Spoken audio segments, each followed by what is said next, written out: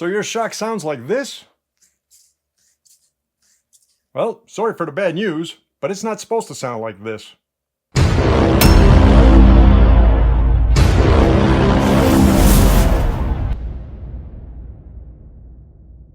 Hey folks, we're back again with another video, and today we're going to be working on a 2022 Fox Factory Float X Evol rear shock.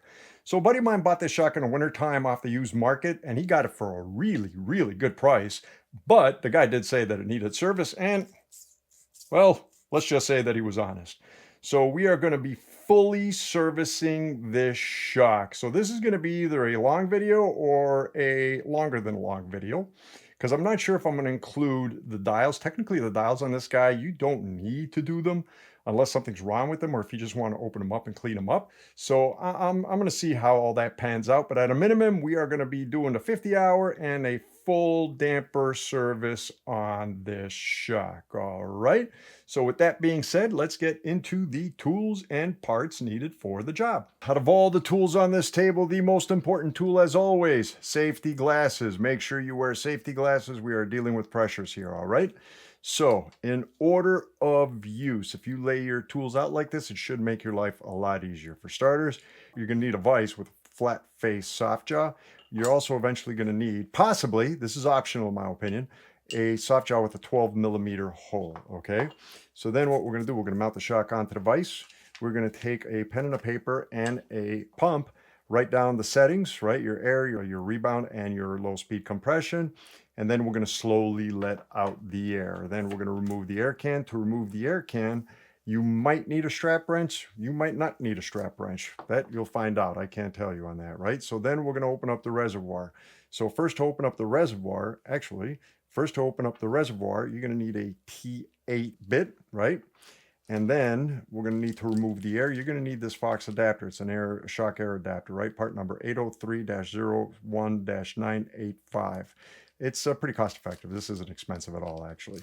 So, but this is a great thing as opposed to the pellets and needles, right? So it's a beautiful thing, actually. So then we're going to lift up the cap. To lift up the cap, you're going to want some kind of hooked type pick. Then we're going to need a T15 Torx bit with a plier, needle nose plier, in order to remove the bleed screw from the IFP. So then we're going to take out your travel limiters if you have them, or at least the top plate. You're going to have to take it out. Now, depending on which shock you have, you're either going to need a 32mm wrench, crowfoot, Nipex, anything that you could torque down with, or this spanning tool. If you have a 35 to 45, I believe, version of this shock, you're going to need a regular wrench or a Torx wrench, a crow's foot, in order to torque it down when we're done, to separate the damper body from the eyelet half, right? If you're higher than 45mm like mine, then you're going to need this spanner tool from Shocks. I got this aftermarket. It works great. I have never had an issue with it. All right. So in this, you're going to need a ratchet. So we open up the damper body, then we're going to pour out the oil. You're going to need a pan to pour out the oil. Now from there, we remove the reservoir. To remove the reservoir, we're going to need a 30mm crowfoot or wrench. Crowfoots are always best because we could remove and torque back down, right? Now, black tape is optional, but it'll help you from not marring your surface, right? It just protects the surface of the reservoir body. When we close up the reservoir later, we're going to need blue Loctite. Now, optional, not needed. I will go over this in the video, but there is a compression stack that we could open up to make sure. I don't have the history on this shock, so I'm going to do it. A 9mm socket allows you to open up the compression stack in the reservoir in order to check the shims, to make sure all the shims are in good condition, and there's a lot of shims in there, as you will see. So then we remove the piston assembly. For the piston assembly, we need a 15mm preferred chamferless, but most chamfered should work, but if you have a deep chamfer, it will not work. Flat will be better, and in order to keep your piston assembly in order, a tie wrap, a zip tie, anything to keep it in order, right? So then we go into the optional services, in my opinion. At a minimum, what you can do is remove the shaft from the eyelet. To remove the shaft from the eyelet, in my case, I'm going to need a trunnion tool. In your case, if you don't have a trunnion mount, you're going to need a wrench, crow's foot, anything that's wide enough based off your assembly. If it's an eyelet or if it's an eyelet with shock hardware, so on and so forth, right? And you are going to need some heat because under there is Loctite red. And ultimately, we're going to need Loctite red to close it back up if we decide to change the seals, right? Now, I'm going to work on the dials. You don't have to work on the dials unless something's seriously wrong with them or they feel like real crap. We're going to use a Schrader valve tool to remove the Schrader valve. Actually, you know what? My bad. Now that I think about it, we're going to use the Schrader valve tool before we take off the assembly, the eyelet from the shaft. So because we're going to use heat and we don't want to burn the Teflon on the Schrader valve. I forgot about that. So this goes first before that. So then if you want to work on the dials, you're going to need a 2mm bit and a T8 bit as well. But again, that is totally optional, right? So now we're going to put everything back together, and then it comes down to the actual bleed. Now, I have this little process for bleeding. What comes in really handy will be shipping tape, rubber glove, and a rubber band, okay? We are also going to need an IFP depth tool or a caliper. I use the caliper to measure the depth of the IFP.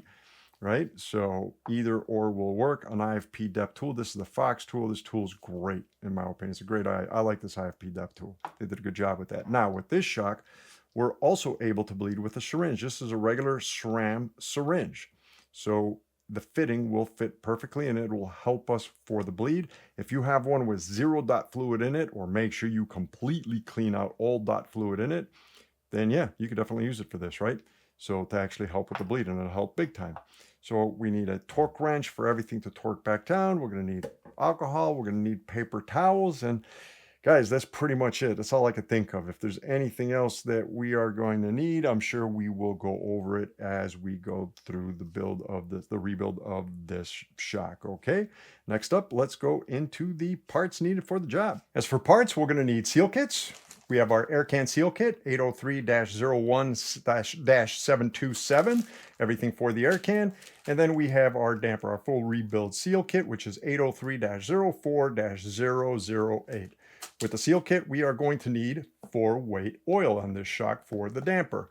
We're going to need some kind of suspension grease, right? I'm just going to use SRAM butter, but Sicolium, Slick Honey, anything that you like for your seals when we install them. Now, my buddy's bike calls for a 50mm rear shock, and technically this shock here we're going to work on is currently at 52.2 supposedly. I have no idea. I have no idea of the history on this shock. So I do have a travel reducer kit in here just in case. These are 2.5mm spacers to reduce travel. I'm going to try and bring it down, depending on what's inside, I'm going to try and bring it down to 50mm. Max, it's going to be, I think it's 55, so we can go from 55 to 50 on this one, right? So if it's a 52.5, I'm going to need 2 of these, 1 on each side.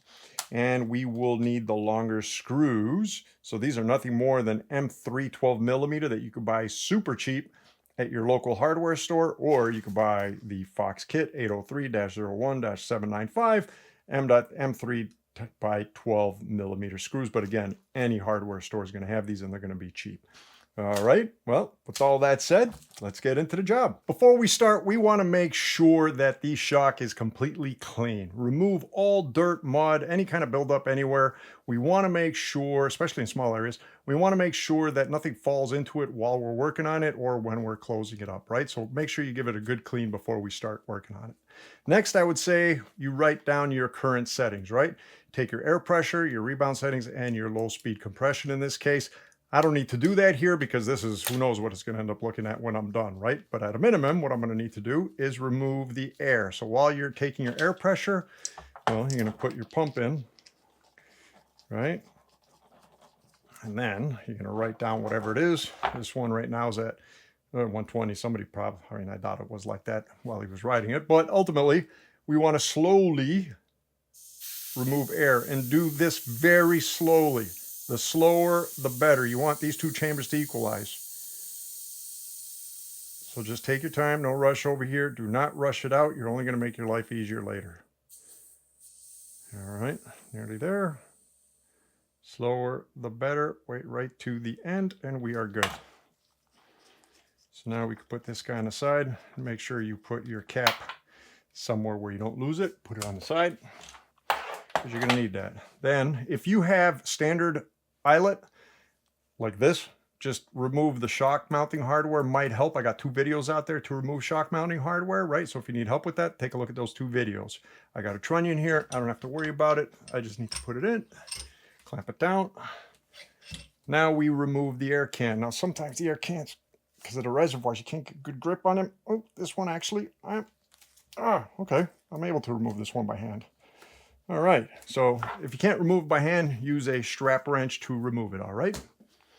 So before we take out the air can, what we're going to do is put a piece of towel through the eyelet here, just in case there's unknown pressure in there. And this way it won't fly out. All right.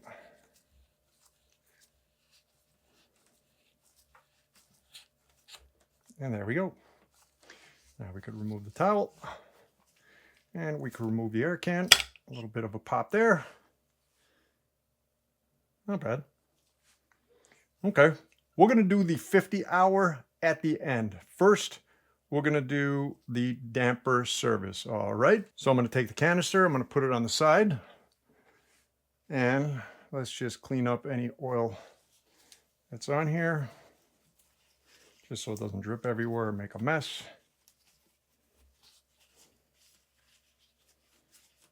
All right. Next, let's work on the reservoir. To remove the reservoir, there is a T8 Torx screw on the side over here. So grab a T8 Torx bit, remove the screw, and put it on the side. Do not lose this screw. Right? Now, there is a valve in here. Yay! We need a valve adapter tool. So this is Fox's valve adapter tool, part number 803-01-985. Now we need the adapter. I always keep these things in their bags because sometimes I get confused as far as which tools belong to which product, and keeping it organized definitely helps out. We need to put an O-ring on it, and what we're going to do, screw this in at an angle.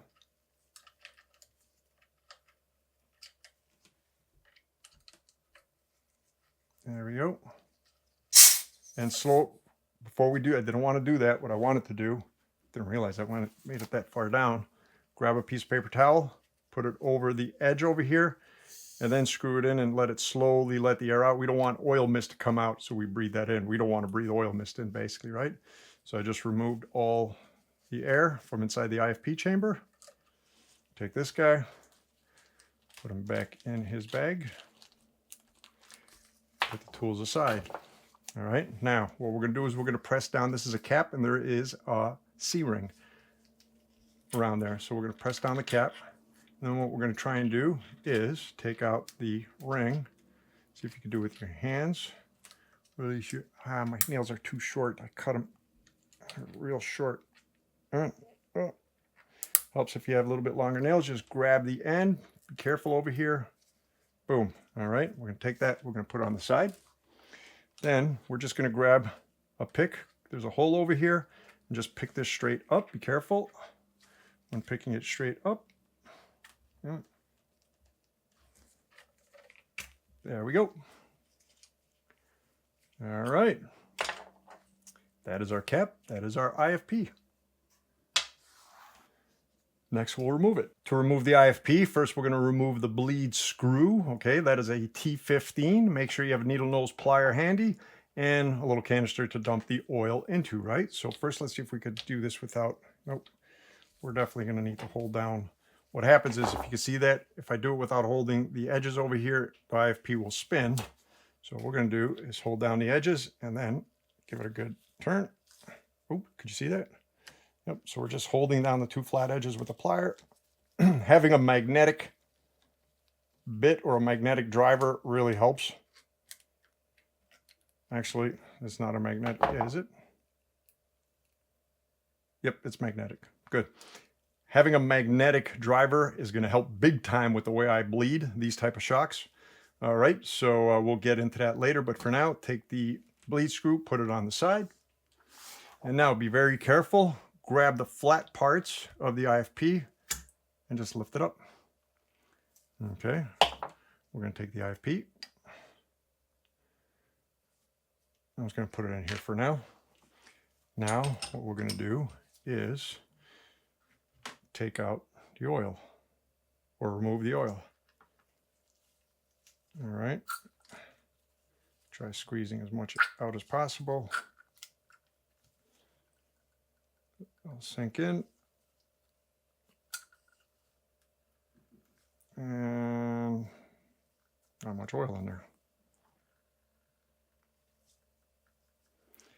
Now just let it sit there till it empties out, and we will continue with the damper. Next, we want to separate the damper body from the eyelet. Now, there's two different setups, right? If you're between like 35 and I think 45 or 47 millimeters, all you need is a 32 millimeter wrench or crow's foot or adjustable wrench, Nipex, to separate it.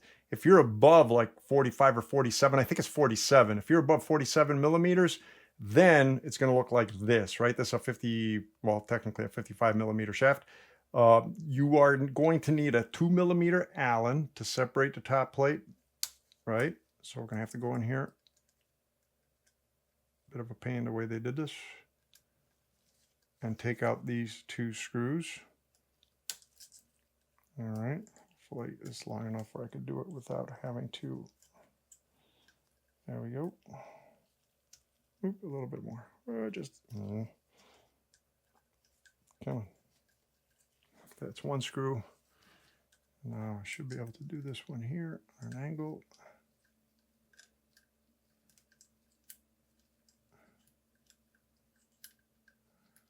Okay. Two screws. Now this is a top plate, and I have two spacers, two travel spacers in here. I'm going to put them on the side, right? Now I've exposed the bearing assembly, right? I'm going to need this tool over here. It's a spanning tool, and it goes into the actual holes, and two of the holes. So what you can do is put it in like that. Hopefully you can see it well, and sink it into the holes, and then give it a good crack. Ah, this one's in there tight. That was in there real good. And now we're going to take this guy, and we are going to open them up. Should be able to do the rest by hand. Yes, I can. Now we're going to lift them. Should be a little bit of oil that's going to come out. Not much oil because we took most of it out already. Now take this guy in here, let him just drain out in here for now. And we're going to take our tube and we're going to empty it out. Great. I knew that was going to happen. I knew it. Well, let's just let this stuff just drain here. Let me clean this mess up and I will be back. And just a reminder to everyone, please dispose of the oils appropriately. Don't put them down a toilet. Don't put them down a sink. Don't throw them out. Don't put them in the garbage. Put it in a bottle that's clearly marked. Don't drink or danger, so kids don't, by mistake drink it, and dispose of it appropriately. Bring it to your local bike shop, bring it to a local auto shop. They will know what to do with it, all right? Next, what we want to do is remove the reservoir because there is an O-ring in there, right? Now, you could use a 30 millimeter wrench or even better, a 30 millimeter crow foot if you have one, because you're going to need this to torque it back down later, right? But this could mar easily, so what you can do is grab some black tape, like electric tape, cut a long string, or a long piece, I should say, string. What's the matter with me? And then just wrap it around the base, just like this. Doesn't have to be perfect. We're just trying to protect the finish. Stretch it around here. All right, and then you could either grab your wrench or your crow's foot, sink it in between. All right, now this can be a bit of a crack because there's Loctite on it. And there we go.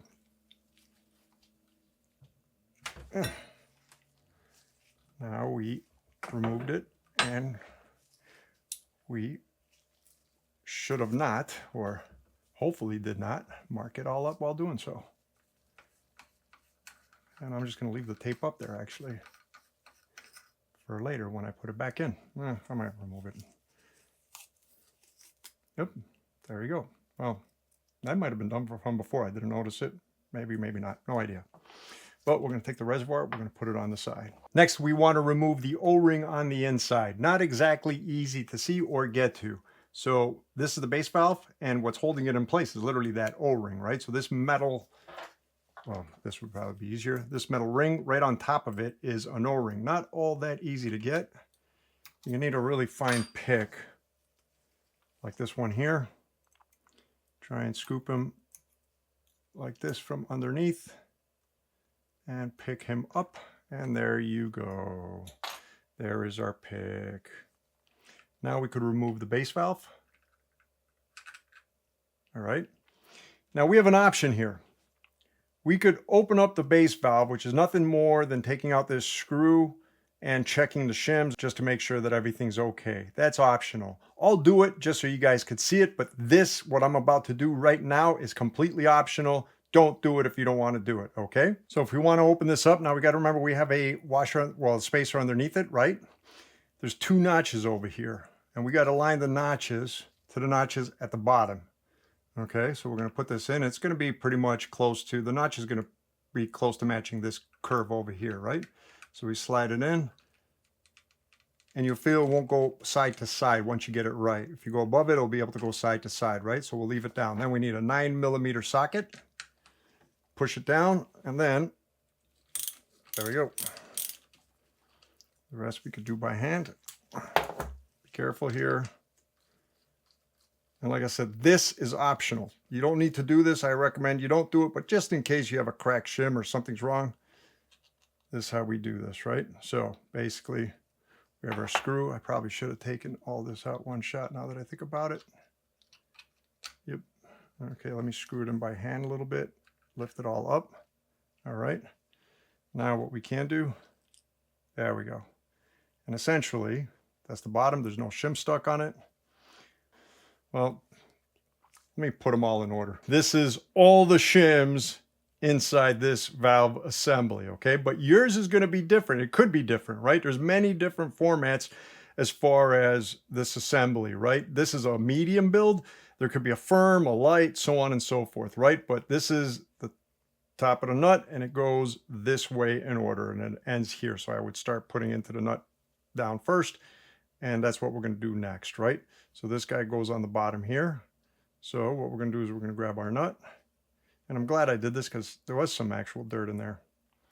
And now we're going to start assembling one by one. And not all these spacers are the same thickness. There's different thicknesses. So you got to make sure that you take it out in the order that you put it in. Okay. All right.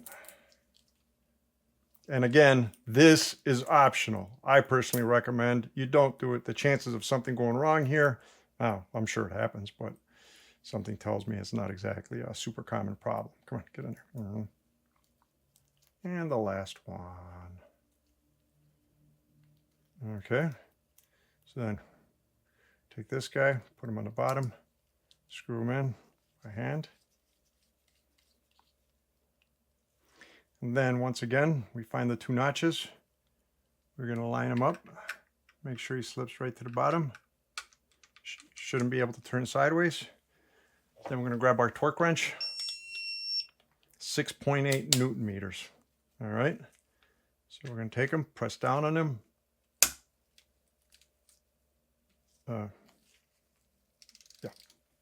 Press down on them and screw them in. There we go. And try and be as accurate as possible. 6.86. Done. So we checked them, cleaned them. This guy's all done. Actually, a little spacer slipped on the bottom. Let's take him out. So let's put this guy on the side for now. Let's take this guy out. Be careful with them. We're going to put him on the side. We're going to take our spring. We're going to take our spring. We're going to put on the side. All right. Then there is this whole assembly should just pop up straight up, and we have the spring underneath. We got more shims, but we do have a seal in here. 2 seals actually. So we're going to take him, leave him like this, put him on the side. Then we're going to take our spring. Actually, we have a wave washer. Forgot about the wave washer. There is a specific way to put him in. And then we have our spring. And done. That is our entire reservoir assembly. Okay, so this is our damper, our reservoir, our damper body assembly, our reservoir assembly. Next, let's open up the piston. For the piston assembly, we want to make sure we have our tie wrap. Okay, first what we're going to do. Now, technically it's a 15 millimeter. You want a chamferless. Mine will work. Not ideal. Worst case scenario, if it doesn't work, I have a crow's foot, which will work perfectly here, right? So let's try it with the chamferless first, just to loosen it. We're going to take our 15, press straight down on it, and loosen it. Again, it doesn't take all that much pressure. Now what we're going to do to play it safe, take our tie wrap, put it in, make sure we're in the fully open position on everything, which we should be. Yeah, I forgot to mention that before. Make sure we're in the fully open position on everything. So many details to remember. Okay. There we go. Now we should be able to take the entire assembly from the bottom. In fact, we don't need this here. We could take that guy out. All right. Now I'm going to take this guy out. This is our entire piston stack. Now what we can do is inspect them, open them up, take a look at the shims. We can do that over here, right? Make sure that everything is all kosher. Let's separate them.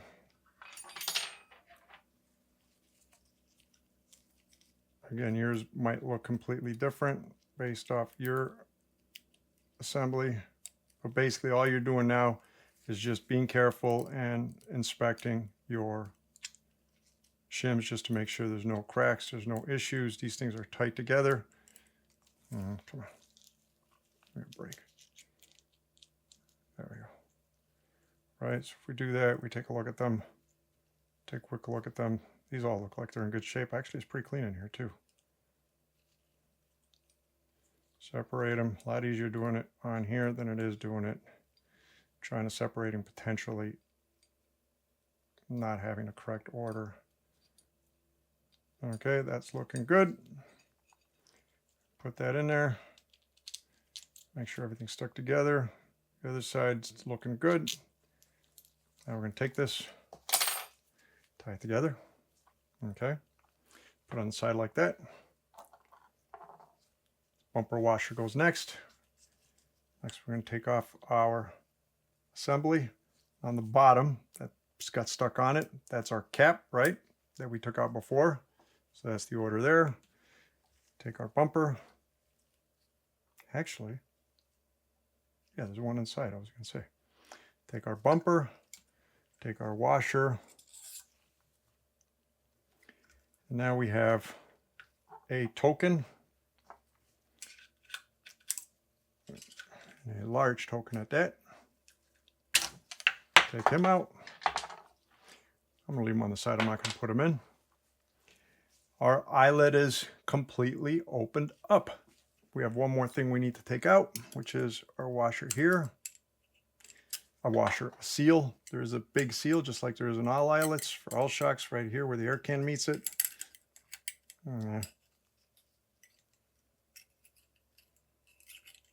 There we go. And that is our seal. I'll put them over here for now so we don't forget them. Next, let's clean them up. Actually, you know what? Yeah, actually, I forgot. We got to take out, I can't grip them. I need better grip.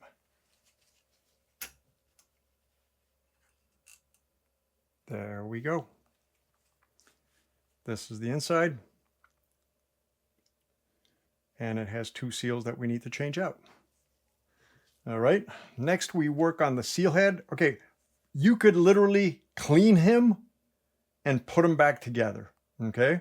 That's option one. Option two is you could inspect your dials. If your dials are working funky, you could take them apart, clean them all up, put new grease in them, see if they're not working, why they're not working. Okay, so I will do that, but ultimately, For a typical, well, actually, we have to separate this guy from here, so I'm wrong. So let me separate this shaft because there is a seal inside here. And that's part of the regular service, and then the rest would be optional. To remove the shaft from the eyelet, first we need to remove the Schrader valve with a Schrader valve removal tool, right? Any Schrader valve tool will work here because we're going to need heat to warm up the Loctite right in there. We do not want to burn that Teflon in there. So we're going to put this on the side, right? So now we're going to take a little bit of alcohol, clean the shaft, make sure it's grease free. And then we're going to need a 12 millimeter hole, okay? So basically, and in my case, I'm going to need my trunnion tool, right? So I'm going to put my trunnion tool on here. In your case, you might not have a trunnion tool. You might just need, you know, whatever, like a eyelet removal tool or a wrench, depending on what setup. There's so many different setups, right? It's different for everybody, but this is a trunnion tool. Okay. So then what I'm going to do is I'm going to take heat. I'm going to warm it up for a few seconds. Don't have to go too crazy. That's more than enough. Then grab my wrench, my ratchet, and make sure we're down tight all the way. Yep. And there we go. All right. Take him and we remove him from the shaft.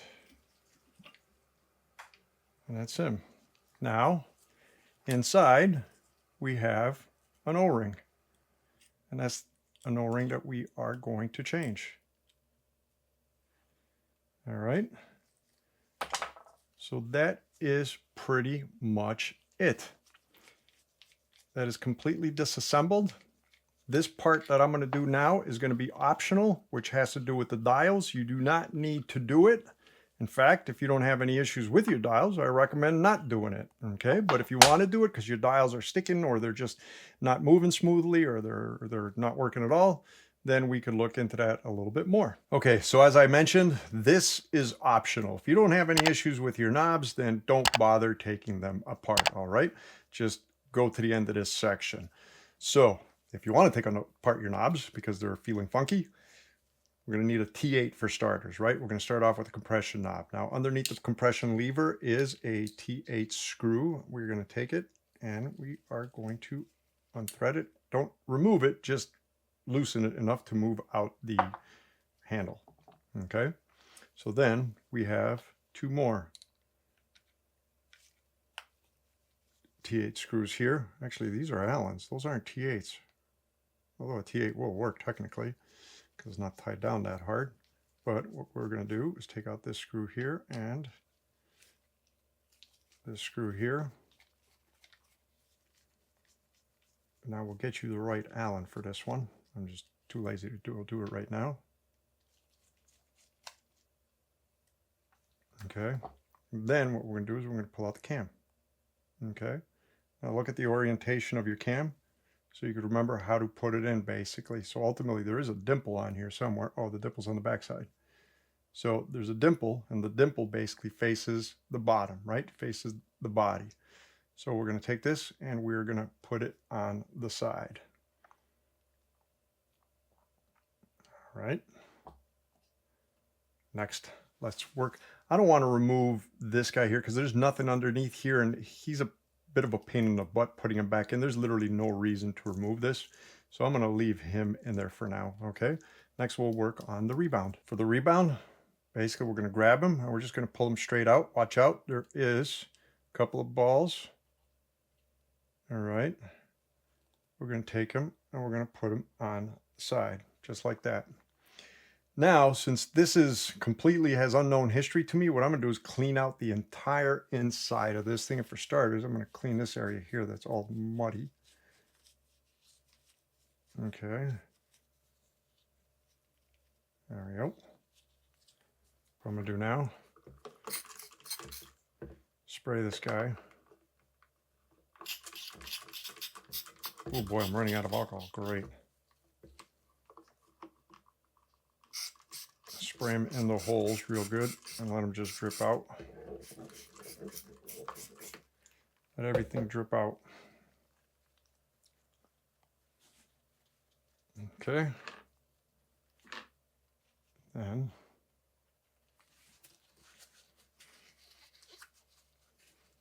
let's clean everything best we can. Make sure there's nothing in there. So he's looking clean.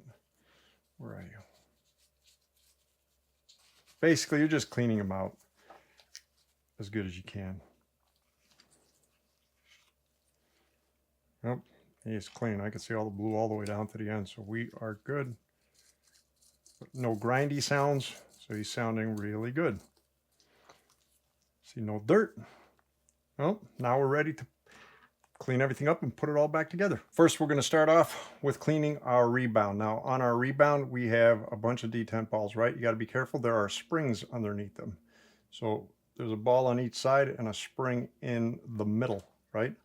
So push out the spring and the other ball will come out. Do not lose your balls. Okay, now we can take the springs out. Oops. All right, springs are out. Then we can take this guy.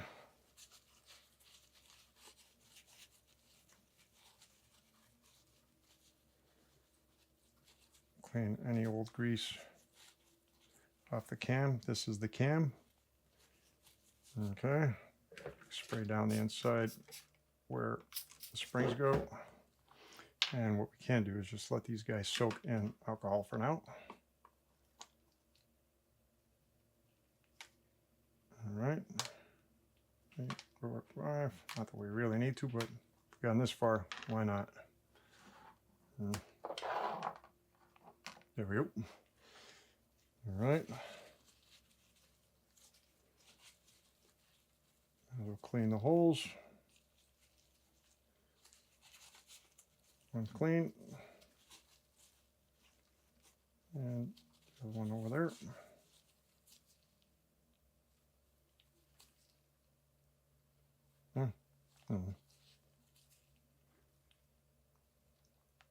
For love. For crying. Okay. Give me a hard time here. All right. This guy is clean. Let's put him aside. Let's take out our springs. So take out our springs. Give them a good wipe down.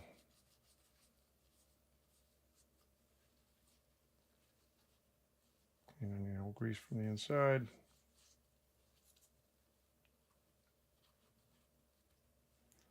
That's good enough. Don't lose your spring.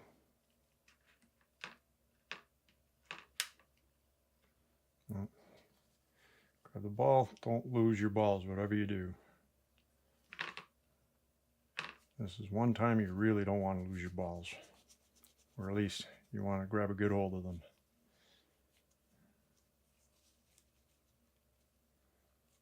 Okay.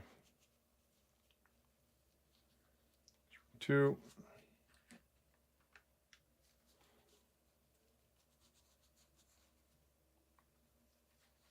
Right. Last ball. Come on.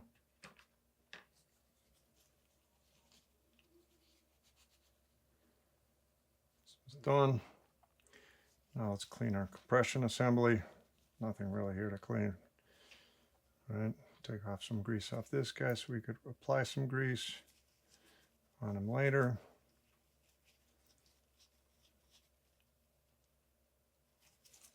So he should come apart. There we go. Leave him down for now. Let's clean the whole cam. And he, wow, was pretty dirty. Whoa. What was that?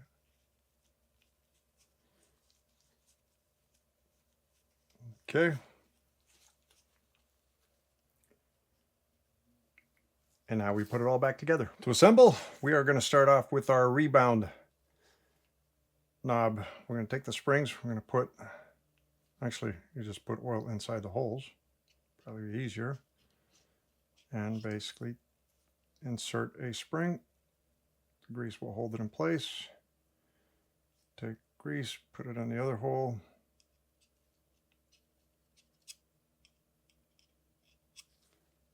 Take the other spring. Grease will hold it into place. All right, now we're going to take a little bit of grease, put it on top of the springs to hold on to our balls. Remember, don't lose your balls. Okay, just like that. Then we take our balls and place them one at a time, one on one side, one on the other side. This side, we don't want to put too much grease on this side of the knob. In fact, is that a here? Okay. Where we do want to put a lot of grease, or a good amount of grease, is on the cam. All right. So here we want grease.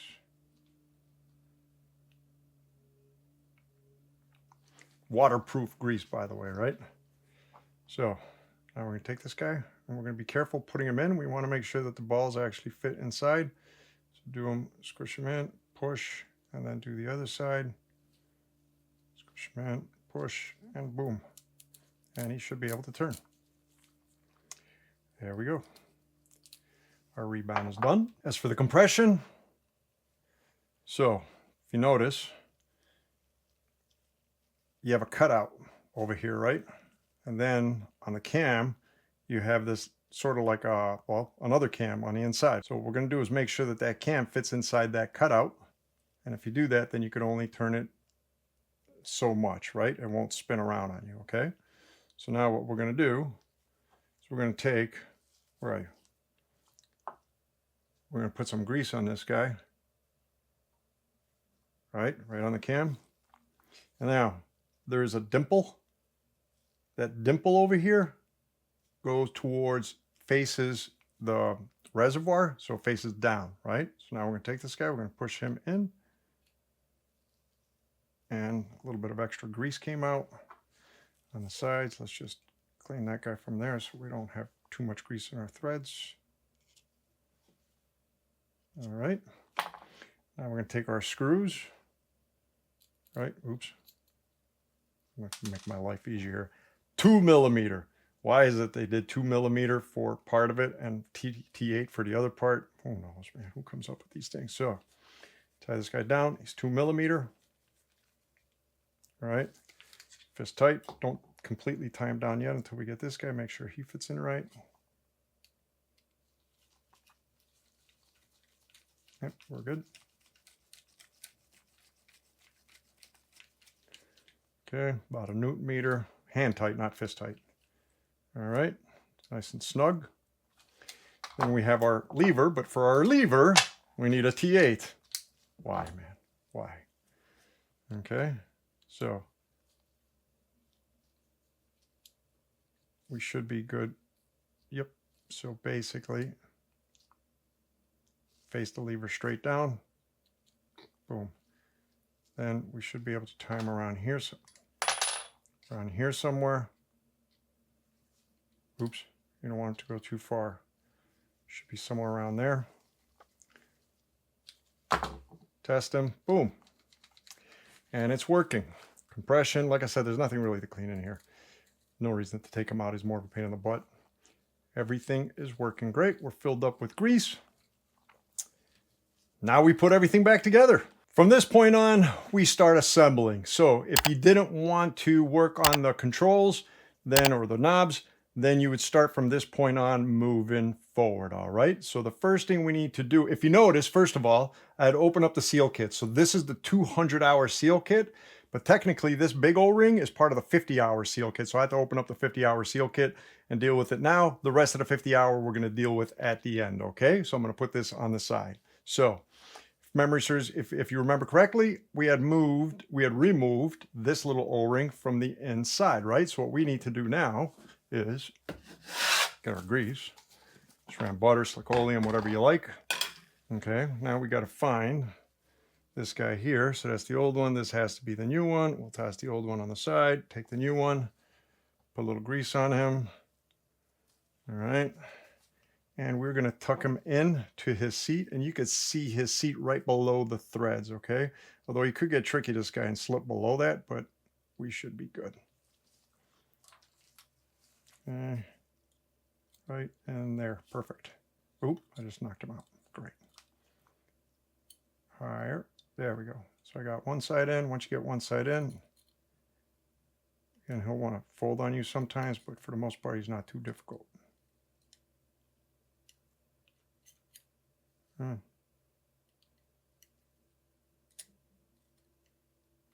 Nearly there. Oop.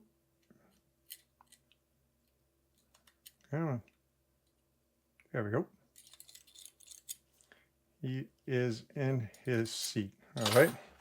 Now what we're going to do is clean the threads. Try to remove all the grease off the threads, even though we are going to use 277 here. Loctite red. All right. Now, leave them on the side. This is our shaft. We have some leftover Loctite red on it. Let's try and remove it without stabbing yourself.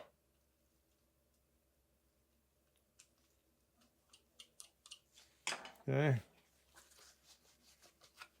See if that took care of that. Yep. All right. So, Loctite red. Just going to put them on the top threads.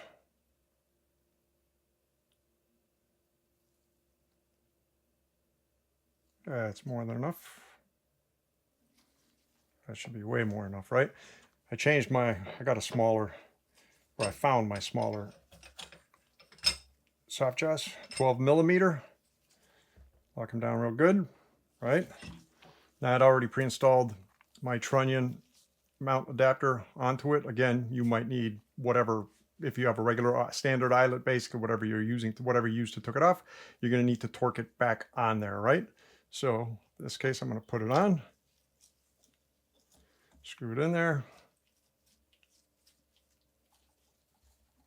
Use the ratchet to tie it down. Make sure I'm not spinning at the bottom. Okay. And then 12.4 Newton meters. I preset this guy. Yes, I did. 12.4 Newton meters. Make sure the whole thing's not spinning. There we go.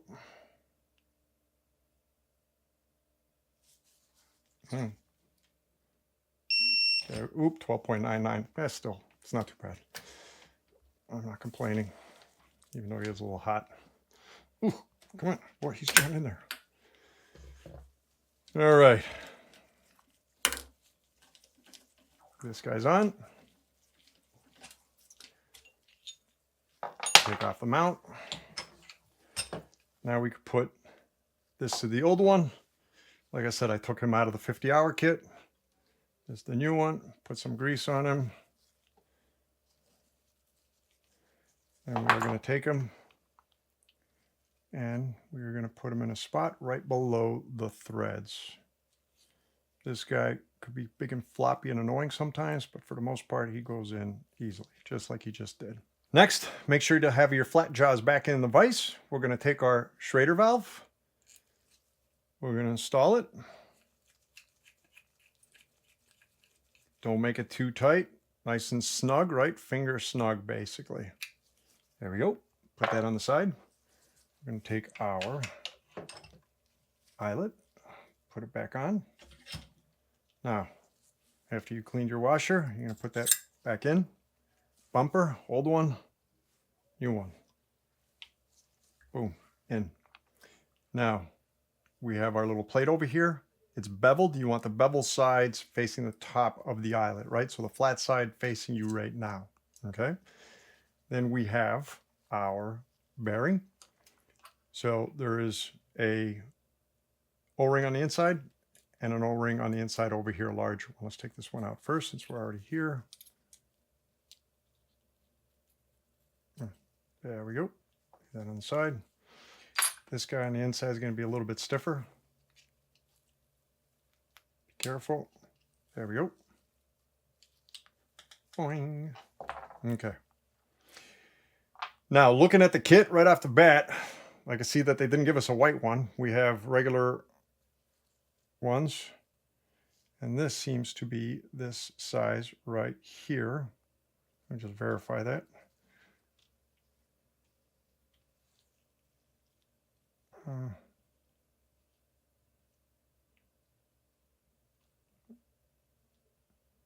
Ooh, that's hard to tell.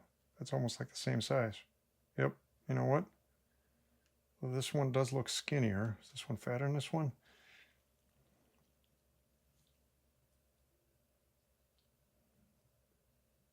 Oh, I think it's the other one. I don't know why they made them so close. I don't know why they just didn't provide the white ones. No, this one's definitely fatter than this one. And let's see which one of these two is fatter. Wow, that's really close, guys. I think these are the same. This one's definitely bigger than this one diameter-wise. This one's definitely smaller, so let's make sure we at least got the same diameter. Yep, this one's the same diameter as this one. So it's got to be this one. I'm going to take grease. Actually, even better. I'm going to take grease, dollop, and put it inside the seat all the way around.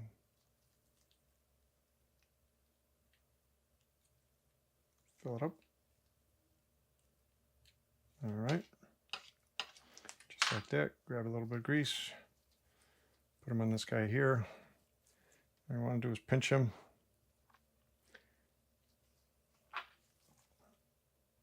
Tuck him into the seat on one side, right? Just like that. Make sure he goes into the seat on one side. And then try and push him in the other side. Oop, I like that. Like, get in it. There we go. Okay, so I got him. Come on, get in there.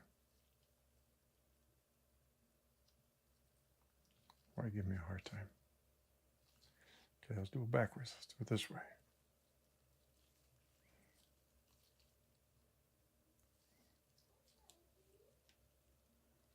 Okay, he's in.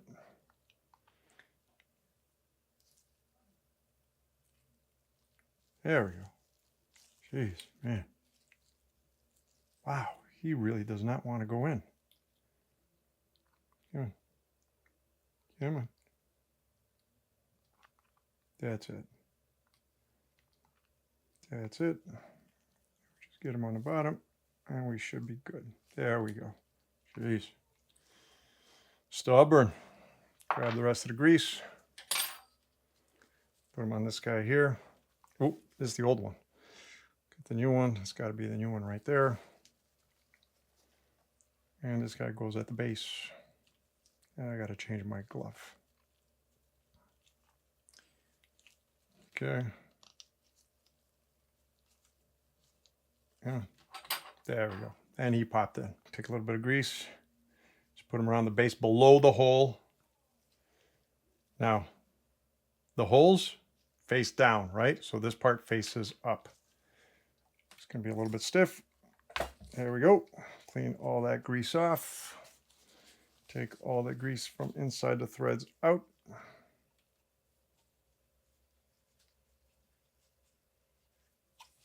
All right. This guy here is probably this guy, but I don't know why they're changing me up. That's a perfect fit. So this guy goes inside here now. Before we install the piston, we need to install the rebound rod assembly. Let's clean it, all the old grease off the tip over here. There's a ball hole in there right on the tip, right? Just make sure nothing happens to it. We got a couple of seals we need to replace. These small seals are always a bit of a pain. Careful with them.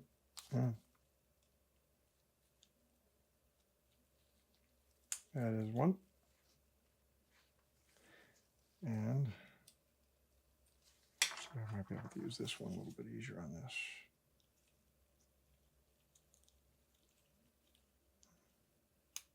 There we go. That is two. We find the replacements. This is the old one. This is the new one. Get rid of the old one. This guy here. Be a little bit trickier. Oh, these look the same. It's this one here. This one looks like he's fatter. Where's it this one? These are the same. It's hard to tell, guys. So be careful over here, right? Actually, he's this guy here. Yep. So that's the old one. This is the new one. Put a little grease on him.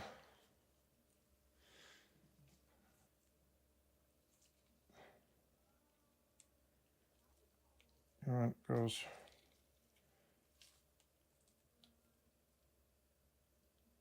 Yeah. Come on. Yeah. Mm. Ah. Let's get one side, hold him down, and then flip the other side, and done. So he's in there. With the other one. This is the other one. Okay, put a little grease on him. And this guy we'll take from the back side. We're going to slip him in from the back side. Let me put this guy in. All right. So next, what we're going to do, we're going to take some grease. We're going to put on the tip where the ball is. A good amount here for added protection. We're going to take this guy. We're going to slip him all the way to the end. Right. Press him down. And what we're going to do is turn the rebound rod. Make sure he's pressed down. Make sure he's all the way. Okay. He'll snap into place, basically. There we go. You just snapped into place, right? So put him all the way down. Now turn the rebound knob to the fully open position, or keep on turning him counterclockwise until it ends. And this guy should sink all the way at the bottom. So right now he is in a fully open position. Okay. So what we're going to do, clean some grease out of here. Make sure we don't get grease there. So next we grab our piston. If you have a zip tie, just cut it loose, but don't remove it from the zip tie. What we're going to do, help ourselves over here. Put the zip tie in or tie wrap, whatever you have. Put everything over. Make sure everything is aligned. Make sure everything is sitting all together. And screw everything in. Okay. Now we could remove this guy. Use our ratchet. And then our torque wrench. 9 Newton meters. Hopefully it's not an issue without the chamferless. Hold down, 7, 8, and 904. Perfect. Next, I'm going to change the Teflon ring, right? So squeeze it down. Try and find, like pinch it basically, so you get a little bit more slack on it in order to be able to fit something underneath. This thing's on here tight. Go underneath it. Oop, nearly had it. Come on. Boy, this one's on real tight. This thing's all slippery on me. There we go. We just had it. Come on. Jeez. See if I grab this guy. Be careful you don't scratch the metal. Okay, now when we take them off, make sure you check its orientation and its type, because there's 2 different kinds. Okay, well, be careful. You just snap them. So this guy is the beveled one, right? So if you notice, he's stepped over here and the step goes on top. So the kit gives us 2 of these. One of them has a step and the other one is flat. In my case, I got the one with the step. A little bit of grease on the inside. Now when you put them in, try and put them in as evenly as possible. Right? Don't overstretch them. You know, if we do, we can sort of fix it later. But, oh boy, man, this guy's going to be a little bit difficult. There we go. And nearly had him. There we go. Squeeze him down, and he'll slip into place. Perfect. Next, let's finish up the reservoir. First, we're going to start with our wavering. So if you notice, the wavering Well, it has a wave, right? We want to make sure the bottom part of the wave is touching this base. We don't want it to touch this guy here, right? So what we're going to do is we're going to put him in just like this, downwards, just like that. Make sure he's sitting right there, okay? Then we're going to put our spring in the middle. Then we're going to put this guy on top of the wave ring. All right. Next, we have this guy here that has two O-rings. We're going to change them both. So this guy is going to be a little bit tricky to get out. Actually, like this. There you go. I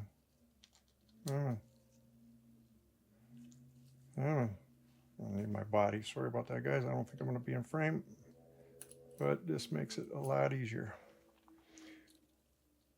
Okay, took one out. Don't break them. This guy is the top one. Now we can take this guy out. All right, now we can take this guy out. He is the bottom one. This guy goes here. Let's clean these guys.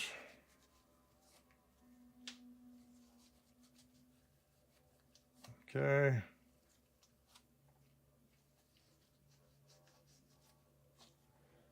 Might as well put this guy in here. Now we find his replacement. That's got to be this one right here. Out with the old, in with the new. Put a little grease on him. Slip him on top, just like that. Okay, holding him against. And let's slip this guy on top. Now, question is, which one of these? This guy looks bigger. It's got to be this guy. It's this guy here. Out with the old, in with the new. Put a little bit of grease on him. Then we slip him into that second groove right there, right? So get him here, put him above.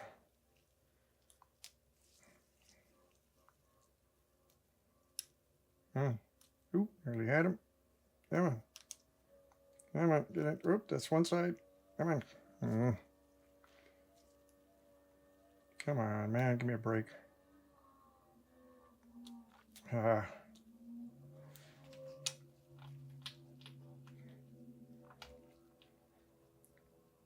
Okay, come on.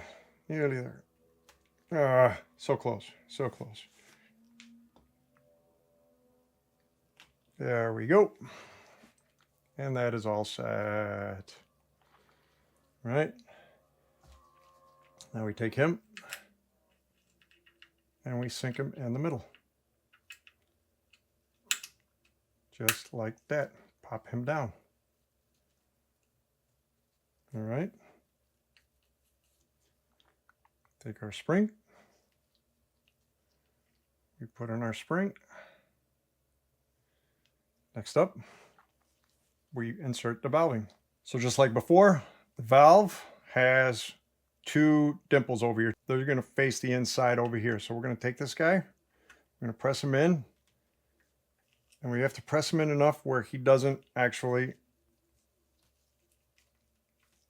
turn, right? We got to find the grooves that he belongs in, and right now it's not wanting to fit in. That's telling me something is wrong with my,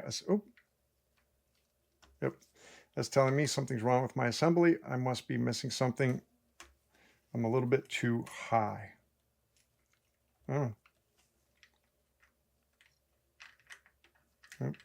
Okay, so let's try this again. Right? I'm going to take this guy. I'm going to put him all the way into the bottom. Right? Sink him in. Put your compression knob. Keep turning it. It should sink all the way. There we go. I'm in a fully open position. There he goes. That was my issue. So now I'm in a fully open position and he is all the way down. So if this thing doesn't fit right, that's your problem right there, right? You're not seated right. Now I can put the spring in there, find my notches, And carefully insert. There we go. See, now it's not turning left and right. So now that we got that, replace our O-ring with the new O-ring. Put a little coat of grease on him. Bit of a pain in the butt, this guy. Where is my flat? What did I do with my... Okay, I can't find my pick. All right. So remember, this guy has to keep this whole mechanism down, the whole valving down. He's what locks him into place. And this guy's going to be too big. That's why I want my other one. We might be able to make this work. Oh, that is going to bug me. What did I do with my other one? Okay, well, once I just sunk in. Let's see if we could sink in this side.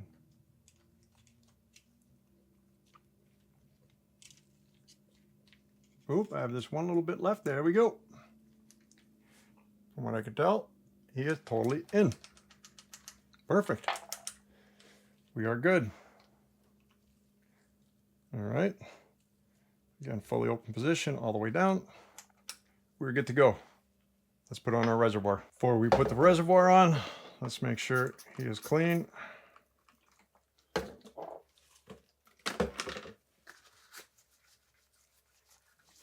Make sure there's nothing wrong with him. Yep, he's totally clean, not one blemish on the inside. Clean the threads real good. Make sure they're dry. Then we're going to grab Loctite blue.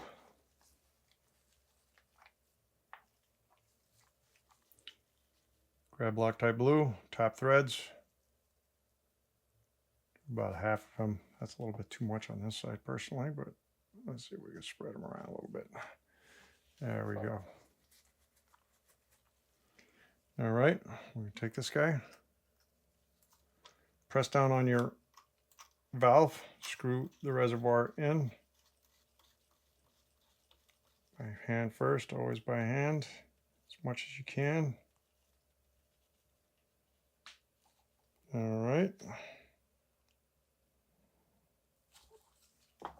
Then grab our 30 millimeter, do it by hand.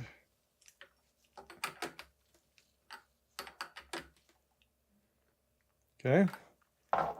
Once again, so we don't wire them, grab a little black tape, cut a slice, wrap them around the base. All right. Crow's foot, 27 Newton meters. Find a good spot. And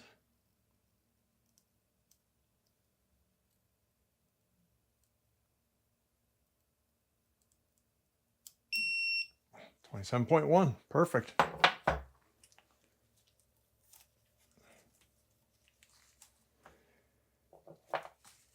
Next, let's work on the piston. Prep the piston.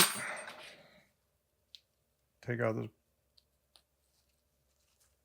the IFP, sorry, not the piston. All right, I'm going to change it. Put a little bit of grease on this guy. Slip him over.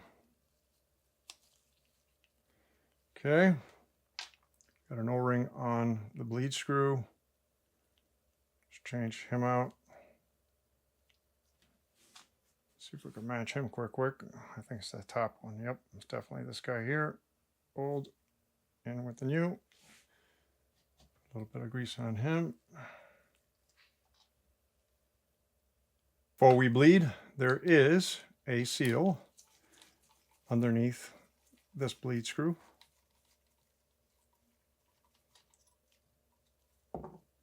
Might as well replace it since we're here. And we've gone this far.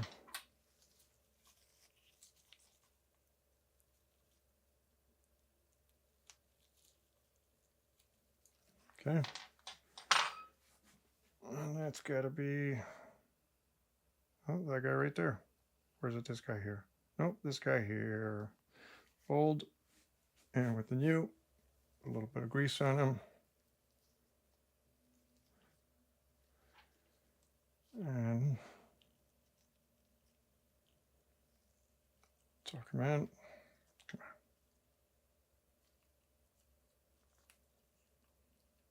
second. Okay, come on, man. Nearly had him. Okay.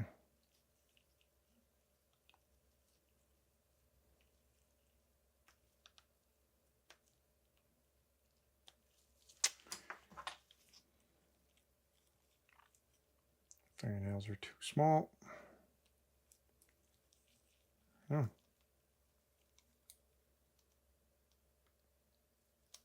Come on, get in there.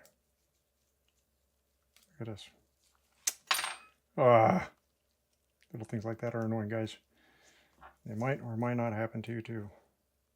Get it. There we go. Jeez. Let's close him up for now, knowing that we have a new screw in there. I mean, a new seal in there. Good stuff. Now we bleed. As for the bleed, I typically have a 4-step process for reservoir type shocks, okay? First, I try and get rid of the air from inside the dials. Then I close the system up, and then I bleed from both sides independently, essentially, right? So this is gonna be step 1. For step 1, make sure we have everything ready, okay? We have our bleed screw. You're gonna put it on your T15, okay? And let it sit there. Magnetic, hopefully if you have a magnet, even better, right? We're going to get our IFP ready. This IFP's been worked on. No, it hasn't. This is brand new, man. This whole thing's like new. So we're going to get our IFP ready. All right. So our IFP is going to sit down like this. Okay. So when we screw this in, we have it in the right spot, just like that. All right. Make sure that it is the right. Yep. So we are good to go. Okay. Not that we need to do that yet, but just make sure you have your IFP ready. We have our oil ready. We have a rubber glove and a rubber band, okay? So the first thing we're gonna do is we're gonna fill the reservoir with oil.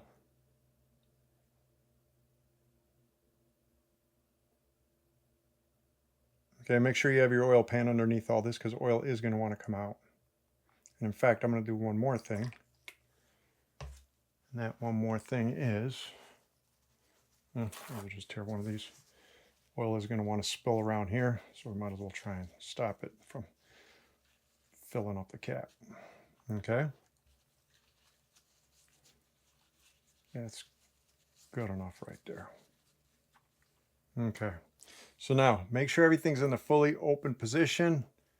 Fully open and fully open, all right? So now we're going to take our rubber glove. Doesn't matter what kind of rubber glove, just as long as it's rubber. We're going to put it over. Then we're going to take our rubber band, make it tight around the glove, get a good grip with the glove on there, just like that, okay? Now what we're going to do, that's what we want to see, right? So what we're going to do is we're going to try and pre-bleed the knobs. So if you notice, even though oil's coming out, air is coming out with it, just like that little air bubble right there, right? So we're going to keep on doing this. You're going to keep on flipping knobs back and forth, right? Keep on turning knobs. Go from closed to open. Should be real easy. And we're going to keep on doing this for a bit. See, there's another bubble. That was from the rebound. So let's put the rebound back to open. Okay. Keep on doing this. Oh, see, there's another bubble.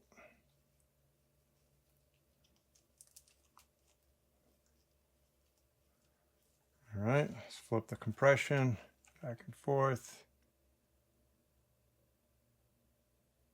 The whole idea is to get air to come up this way and get air to come up this way, right?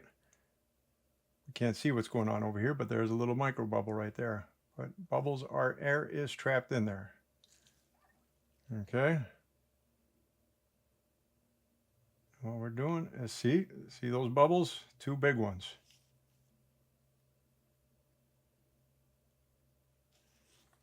And basically, we're forcing them, or we're agitating them to a point where we'll have to float up. Just make sure that every time you close a knob, that you bring it back to the fully open position. And the only reason we're even closing them and flipping them is to agitate any bubbles that might be stuck. There's another micro bubble right there. And we're going to keep on doing this until we don't see any bubbles coming out anymore.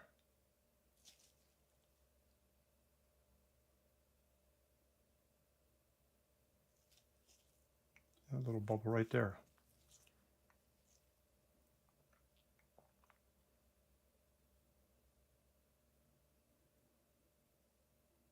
Oh, see, there's a few bubbles right there.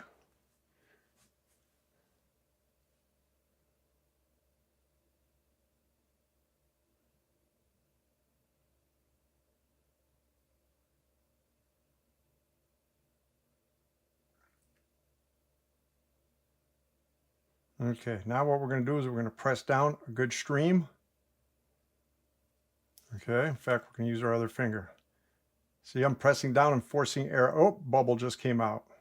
That's not good. That was a pretty big one too, actually. So let's keep on forcing down, and I'm going to have to fill this guy up because he went down a little bit too much. See what I mean by the air bubbles above?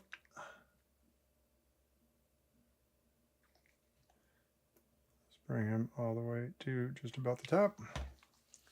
Cover him one more time.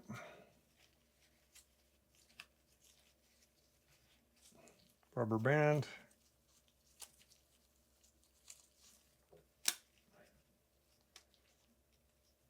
One edge. Stretch him. All right. Now what we're going to do, keep on pushing and pushing, pushing. Now we're going to stream them. See, there's no bubbles. I'm pushing, I'm streaming, oil's coming out, oil's coming out. Now what I'm going to do is block them and hold them there. Do not let go of that, okay? So we're going to take off the rubber glove. Do not let go of that. Now we're going to slip in. Are you kidding me? Do not let go of this, whatever you do. Right at the edge too, for crying out loud. Her hairs are everywhere. Okay, now we're going to be careful here. Sink in your IFP, right? Don't block them. Let the oil come through them. Okay, sink them down. You're going to feel pressure above, but let the oil come through them. Let the oil come through. Just sink them down. Sink them down about 1 centimeter. Okay, just about there. All right, now, and this is where the magnetic bit comes in. Let's close up our bleed hole. Fill it all screws. And there we go. He is not moving now. We are vacuumed in there. Step 2, fill up the damper body and close up the system. Before we fill it up and close it, let's make sure our damper body is clean. Make sure there's no scratches, no marks in it. Oh, that thing's great shape. All right. Make sure that our bleed screw is tight. Now we're going to put this guy in the vise.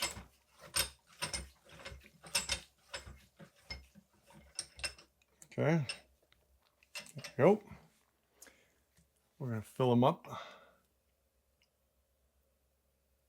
with oil.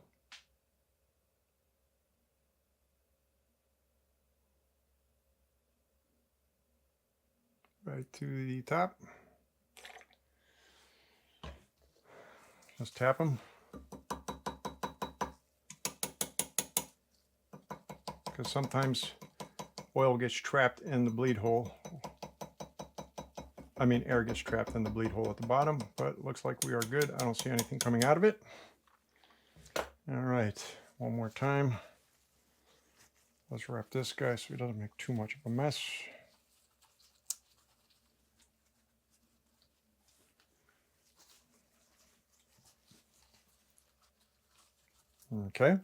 Okay, so next we're going to close them. Make sure you have your torque wrench and your spanner tool or your 32 millimeter crow's foot. If you have a, I think it's between like 35 and 45 or 47, I forgot, right? If you're 45 and higher, 47 or higher, you're going to need a spanner tool to lock it all down, right? So what we're going to do is, once again, we're going to top this guy off completely, top him off. Tap him one last time. Okay, so what we're going to do here, we're going to top him off, come real well. Now, what we are going to do when we install this is we are going to roll him, sink him, because he's got to sink in, and then screw him down, and then use the spanner tool to tighten him. A little bit tricky with the spanner tool, okay? So once again, we're going to take him, we're going to roll him one shot, all right? Hold him firmly from here, because this is what we are going to have most of the control of, right? Or on, right? 1, 2, 3, go. Take them, sink them. Don't sink the head, right? Oh, that's not good. Okay, have a bit of an issue here. This might happen to you too. So right now, this guy is a little bit too thick. I should have checked that before I put him in. If there's a way to solve that problem, we're going to do that right now. All right, so our problem is that the Teflon ring, the glide ring that we changed out, is a little bit too big to fit inside the damper body, right? Now there's two ways we could solve it. One which should be the easy way, the other one which would be, well, the not so easy way. So the easy way would be, we take our our eyelet, put it in a vise. Then what we do, take a little bit of oil, coat the glide ring. All right. So now we're going to do more of a controlled method. To do it the other way around, where this thing is, where the damper body's tied into the vice jaw, it's actually harder because there's a lot more weight here to have to manage and try and insert into the damper body as opposed to this way, all right? So what we're going to try and do now is evenly insert. Hopefully you can see that well, right? So for instance, on this side, it's sticking out a little bit too much, and I'm going to use my fingernail to try and help guide it in. There we go. So now we are in. All right. Now the trick is you have to leave it here. And I mean, you have to leave it here for a while. I would probably give it 1-2 hours at least. If you're at this point, that's why if you don't have to change your glide ring, don't change. I'm sure I could put it in easily again. Now that I fit it in, it didn't go in that bad, but never change your glide ring unless you absolutely have to. The only reason I did it here is 1, well, I'm making a video, a how-to video. 2, I have no idea of the history of the shock, so I figured why not just change the glide ring, right? So the other option is, if this doesn't work all that easily for you, is we remove the piston. We have to remove the piston assembly, put it on your zip tie, and separate the bolt with the rebound washers, right? And then take out the head over here, and then do it manually by hand, right? This way, I guarantee you, if you did it by hand this way, it will go in, but you have to leave it in there, okay? That's the trick, so it could mold in place, and then once it molds in place, you'll be able to put it in freely. Unfortunately, this is the side effect. Fox has a tool to do this, but you don't want to spend $100 for a tool to do something that's just as easy, all right? So what I'm going to do is put it back in. Again, the goal is to put it evenly around as possible. All right, now we just let it sit there for a while, okay? We will be back. Our piston assembly was sitting inside the damper for quite a while, and now we are ready to continue with part 2 of, or at least step 2 of the bleed process, all right? So again, make sure you have your tools ready. If you have a 45 or 47, I should look that up, either or larger shock travel, you're going to need the spanner tool. If you have less than that, less than 45 or 47, you're going to need that 32 millimeter crow's foot, right? And make sure you have your torque wrench preset to 27 Newton meters. So back to the beginning. We are going to fill this with oil.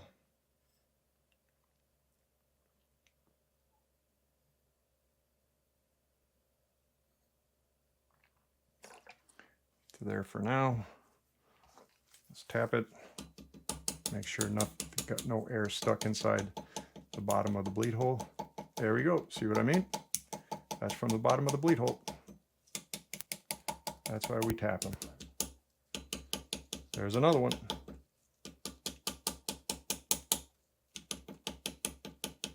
That should be it. Usually it's 2. Okay, now fill to the top. What I am going to do, take one of these guys, wrap them around here, because again, oil will want to come out. Might as well try and save the mess. Okay, now if you remember, we already removed the air bubbles from within the dials over here. Oil came out of here for sure, I guarantee you, a little bit, but not much, because it is technically all in a vacuum. So we could just fill it up on top like that. Tap it. See, no more air is coming out. So that means he's full. So now, as we said before, what we're going to do, we're going to take them, we're going to insert them, we're going to roll them. Don't push down from the eyelet part, because we don't want to sink this, right? We want the bearing assembly to be all the way up, and we just want to take it and roll it and sink it and tighten it. All right, so 1, 2, 3, go. Make sure he goes in. There we go. We are in. Come on. Now he's giving me trouble again. Great. There we go. Now we are in. Now we are fully in. Come on. This guy's in the way. Do it by hand till you can't do it by hand. All right, now I can't do it by hand. Now we're going to grab our spanner tool in this case. No worries about it being at 90-degree angle yet. Make sure you put them in the 2 holes, put them in.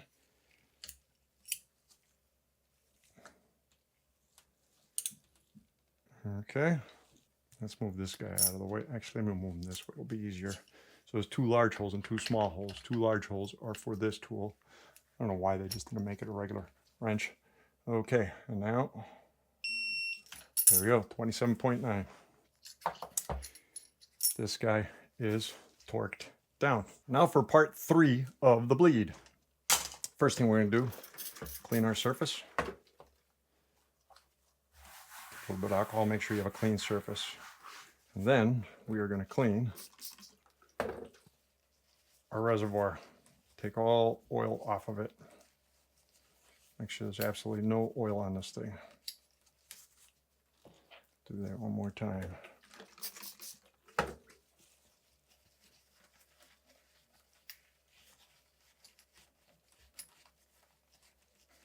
Okay. Now what we are going to do is we're going to grab shipping tape. Put about 6 inches to start with, right? And put it on its back, the non-sticky side down. All right. Then we're going to cut another 6 inches. I got to bend over, that's not good. Got another 6 inches. Okay, and we're going to cover it halfway. See if I get rid of that bend, and I got rid of that bend, right? So now we're going to take the sticky part and cover, extend, wrap it around our reservoir. All right, try and make it even, and cut off the excess.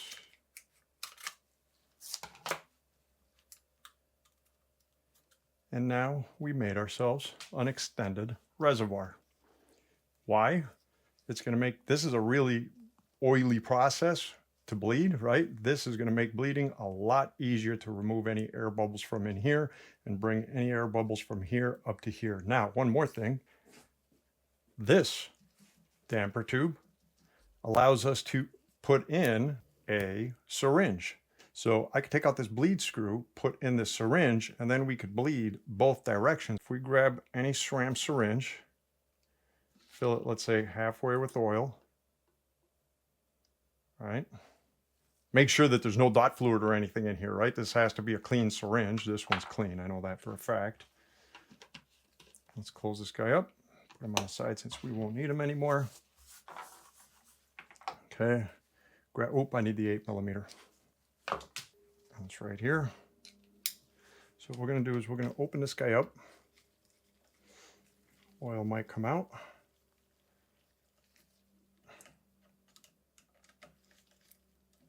Yep, a little bit of oil is going to come out. That's okay. But we're going to put this guy in.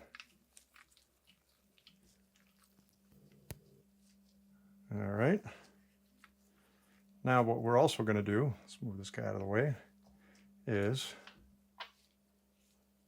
take our 15mm and remove our bleed screw. That's why a magnetic bit is super, super, super handy. All right. Oh, the rubber thing stuck inside. Great. Okay. If the O-ring gets stuck inside, let's get it out of there. That's going to get in the way. Let's grab a pick, small pick, and get it out of here. There we go. And make sure to put it on. See the things that could happen? Most of the times things go pretty smooth. So we have our IFP screw and our damper tube screw, right? 8mm and 15mm for the damper. Now, put this guy aside, put this guy aside. So now what we're going to do is cycle, make sure we're in the fully open position for everything, right? We want to be fully open. So this is fully open towards the damper body or the eyelet, fully counterclockwise on the low compression knob is fully open, counterclockwise on the rebound knob, right? So now what we're going to do is cycle the shock and don't overcycle it. See what I mean? Look at all those little air bubbles. There you go.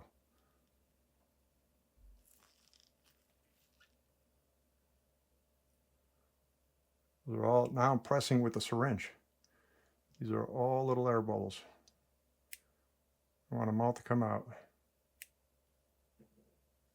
All right, now we're going to pull it back up. And if we need to add in more oil, we could add in more oil.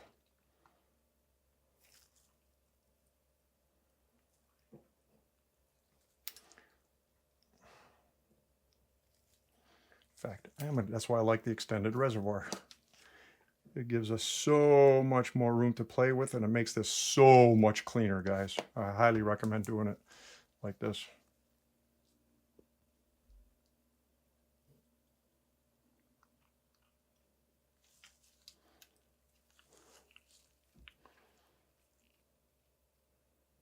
Now I'm pressing down on my syringe.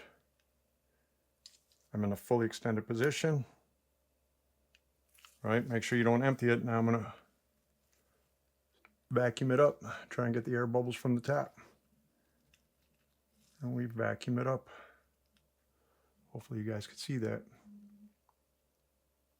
I'm going to press it down. At this point, it's like bleeding a brake. There's no difference. The exact same things. It's all hydraulics, man. All right. Wish all shocks were able to be bled like this. Down. Force it up. Down. Force it up.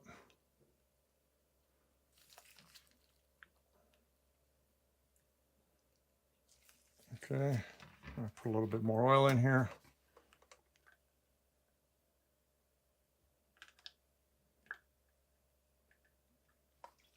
All right.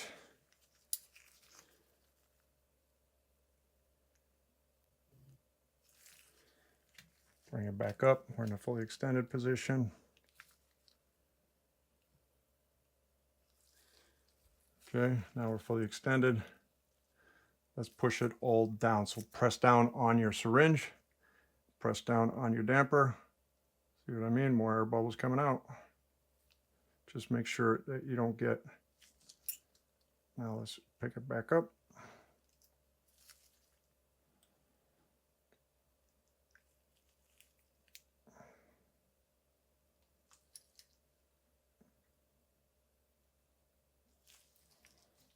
Oof, stiff.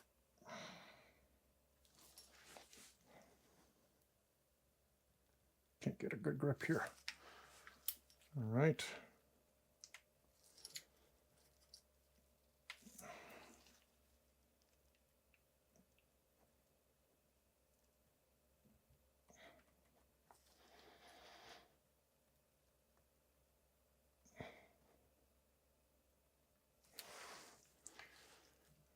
Push down, oops, pull up, push down, pull up, and we're going to do this until we don't see any more bubbles. Right now it's looking pretty damn good.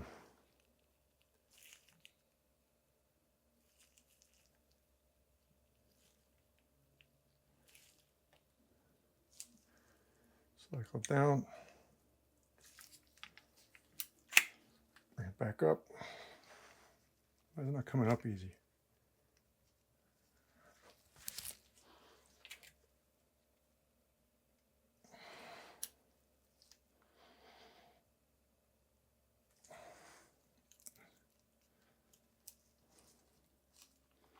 Should be coming up a lot easier than that.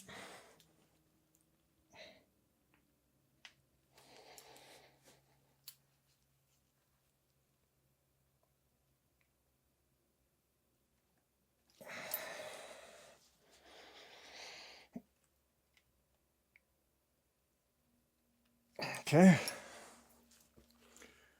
Down, up.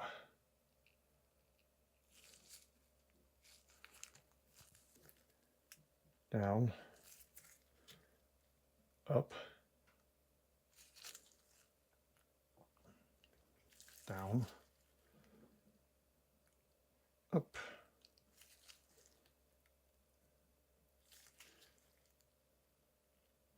That is looking good, guys. We've basically gone back and forth, right? And we have not seen a bubble for quite a while. So I'm very confident that right now this system is pretty much air-free inside. We've cycled the damper up and down a couple of times. Don't hear any noises in it. So ultimately we are ready to close up. So whatever you do, do not start with the top of the damper body. Don't close up first from here. Because if you open this right now with that IFP bleed port open, liquid will immediately try and balance out, right? Gravity will try and balance out liquid. So ultimately, we don't want that to happen. We want vacuum to stay up here. So the first thing we're going to do is we're going to grab our bleed screw with our T15, and we are going to close the bleed port. All right. Magnetic bit, like I said, it's a must. So let's take this and turn it until the IFP spins a little bit, and we are done. All right. So now we are ready to move to step 4. So for step 4, what we're going to be doing is setting the IFP and closing the damper bleed port. And we're going to be doing that at the same time, all right? But we have to do a little bit of prep before we do that. We can now take off the needle or the syringe because we have vacuum down here, right? So maybe a little bit of oil will come out if we take it out, but ultimately the system will not move. And that's what we're going to do now. So first we're going to start off, we're going to take off the syringe. Again, a little bit of oil is going to come out, but that's not an issue. Okay, and what I'm going to do is grab whatever oil is left in the IFP chamber here over here and suck it up into the syringe. All right, right there. That's good enough for me. We're going to put the syringe on the side. Now we could remove our extended. Oops. Oh man, he tore. Oops. Grab the whole thing off. All right. Ooh, got a little piece of debris in there. Interesting. Okay. Take off our tape. Come on, get off. There we go. Slippery. There we go, all the way around. Clean our hands a bit. Okay, so now, when it comes to setting the IFP, it is totally based off your reservoir depth. Here is a chart as far as the different depths of reservoir. So you got to measure it from the base over here where it connects to the top. I measured mine and it comes out to just a little bit under 50 millimeters. So my reservoir is most likely the 49.6 millimeter medium size, which means that I need to be 37 millimeters deep on my IFP. So I'd grab my caliper and preset everything 37 millimeters. Now you could use a caliper to push it down, a little bit harder in my opinion. This tool is great, right? So now what I want to do is basically push this guy or set this guy to be at 37 millimeters. So the easiest way to start that is, this is Fox's IFP tool. It's actually a really good tool in my opinion. I like it. Real simple. All right, and I'm just going to spin this up a little bit more. I'm going to keep on spinning until this touch and this tip touch at the same time, right? That's how this one works. Nearly there. And there we go. Bring it a little bit down. There we go. Now they're basically touching. So I'm going to bring the bottom part up, and then it's just a question of micro adjustments. All right, oops. It's okay. I'm still relatively close. How far am I? So I got to go a little bit more down. You can see that white space. Again, we don't want to see any spaces. We want to, and it's going to be real small amounts now to get there. Actually, I think I'm there. Oop, just a little bit more. Actually, you're allowed a little bit of leeway, right? So like the chart says, plus or minus 1.25 millimeters. So I can't be more than 1.25 millimeters up. But right now, this is touching, that's touching. I am good. I'm real good. Perfect. So now my IFP is ready. Well, my IFP tool is ready to sink the IFP to the proper spot, right? So now what I'm going to do is prep my bleed screw for the damper body with the T8 Torx bit. Okay. And I'm going to put it in here. I'm not going to screw it in all the way. I'm just going to screw it in a little bit just to make sure. And now I'm going to press the IFP down. Now the reason I like this tool is I can do this without overshooting, right? That's the nice thing. This will stop at the reservoir body. So now I'm just going to press down.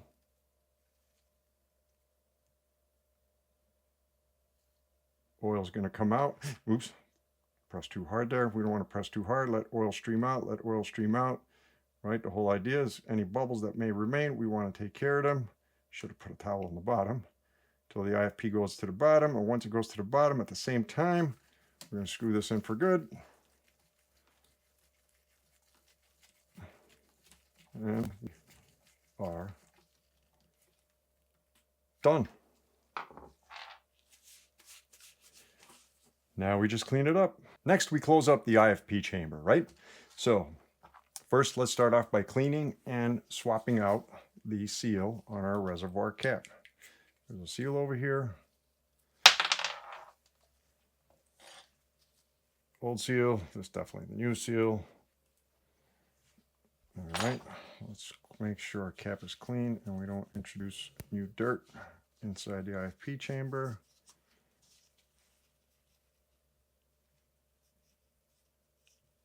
Clean the seat.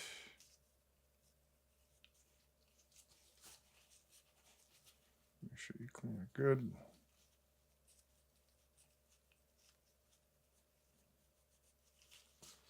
Okay. Now, I am going to put a little bit of grease on this just to keep it soft. All right.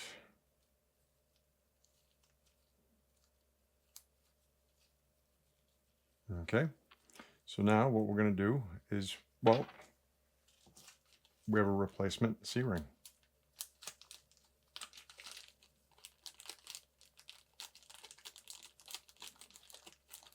Take out the new one, throw out the old one. All right. So now what we're going to do is we're going to insert our cap, and we need to make sure he's below the seat for the C-clip, okay? So we're going to take the cap, plug him. Ooh, I Watch out.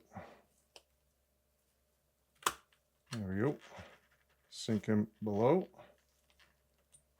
All right, just like that. Then we're going to take our C-clip, be very careful here, sink him in on one side, and then just roll him in all the way around. We don't want to scratch the inside of the IP chamber. Then we grab our hook and pick up the the cover, and now we fill them with air. To fill them with air, we need our adapter. We're going to sink this guy in. Screw in good. Then we are going to attach our shock pump. And the IFP chamber gets filled up to 150 psi. And we start pumping.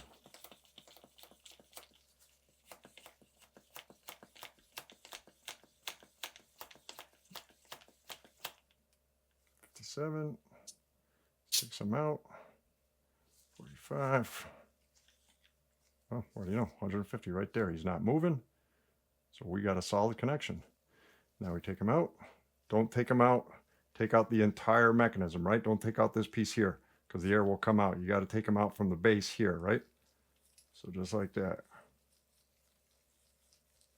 Whatever air we hear come out, coming out of here. So we are good. Now we take our screw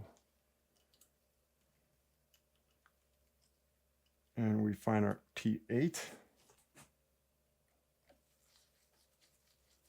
and finger tight. Cool. Next, we put in our travel limiters. So this is a 55 millimeter travel shock, but we could shrink it down. So this one had originally came with one set of 2.5 millimeter spacers, right? So which made it a 52.5. Well, the bike that this is going into is going to be a 50 millimeter stroke. So basically we need to add in another set of these 2.5s, and this is real simple. We take these guys. Now there's the holes. You got the two big holes for the span and two small holes for the screws, right? Put these guys above, inside, make sure they connect to each other. Just like that. Not like that.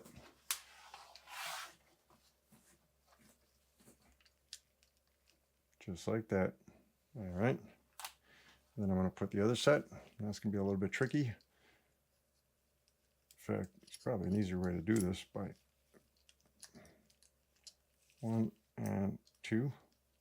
Now, the tricky part is aligning the holes. Now, originally it came with smaller screws because it had one token or one limiter. Now that I got two limiters, I need to go with the taller screws, right? And these screws are the 2 millimeter Allen. Let me do this so it should be easier for you guys to see. Fine. There we go. That makes it easier. That makes more sense. Shouldn't be that hard, and I should be able to do it from a distance at first.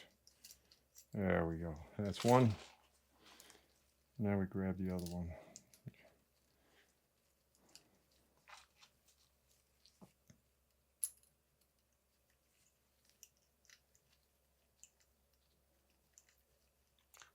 Angle first. And then don't over tighten him, but make sure he's snug finger tight.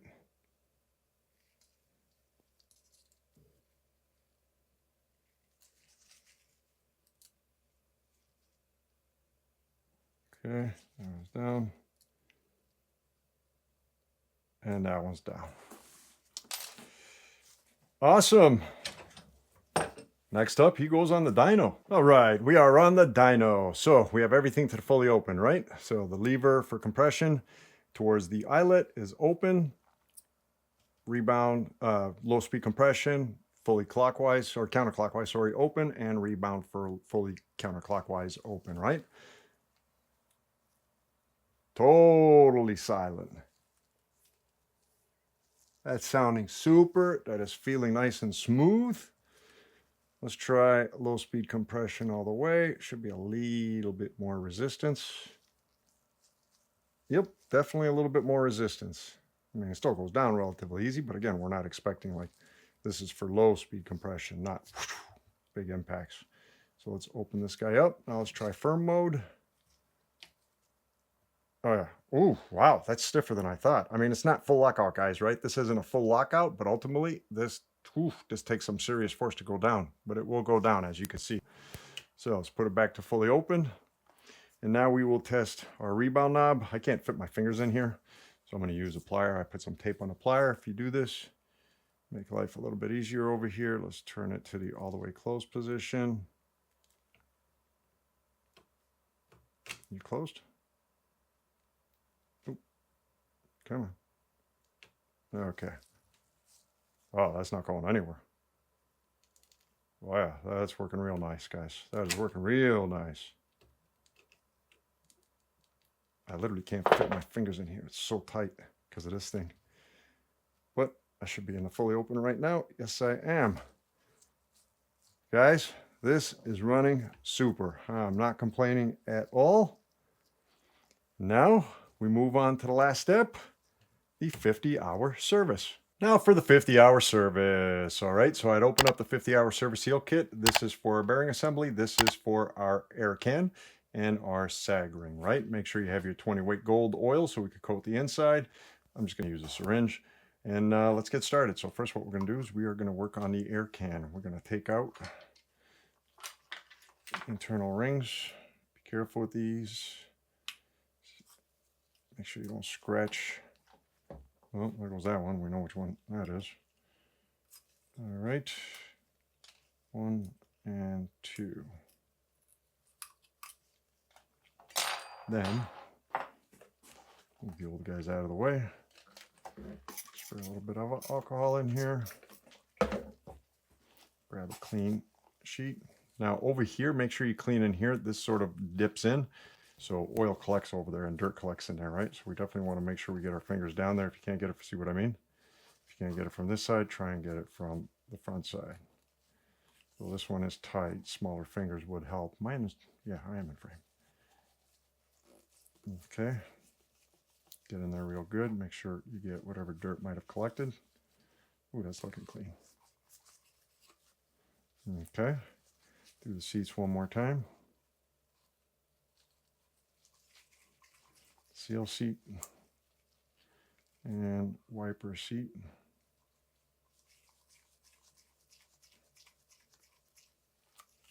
All right.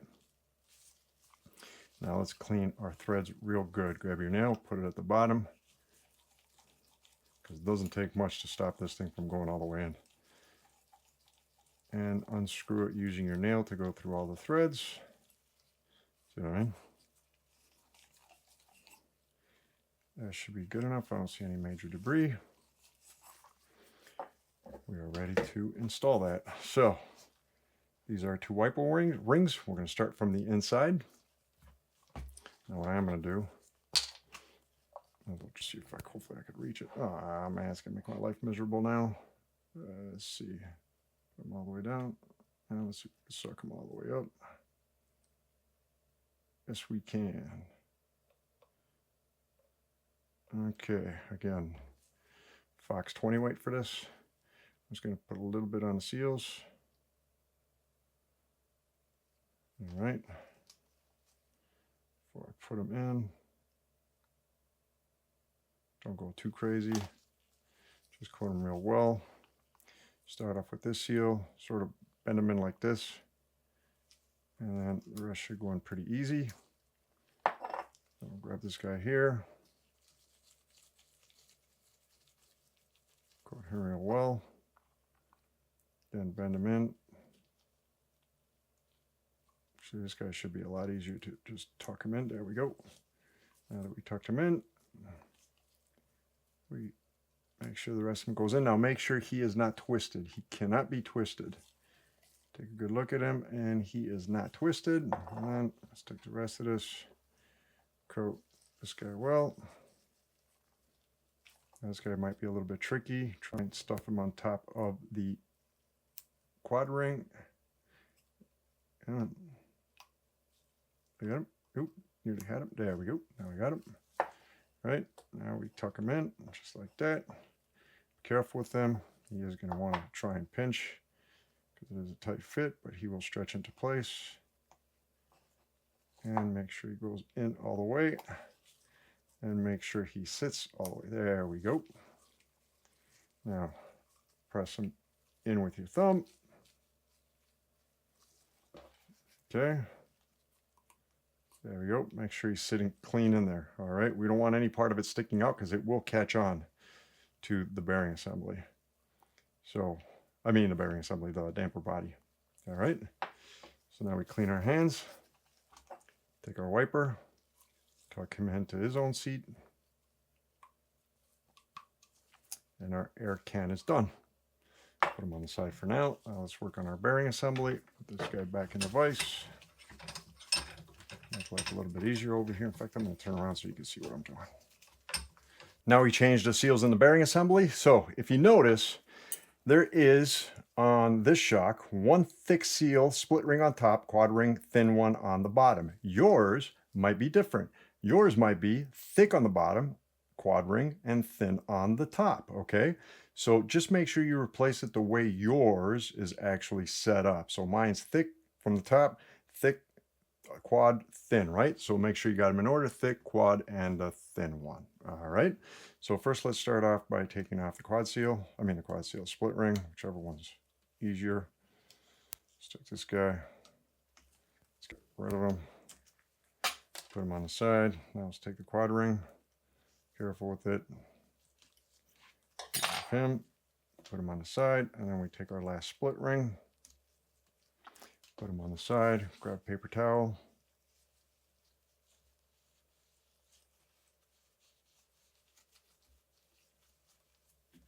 Okay, make sure he's clean.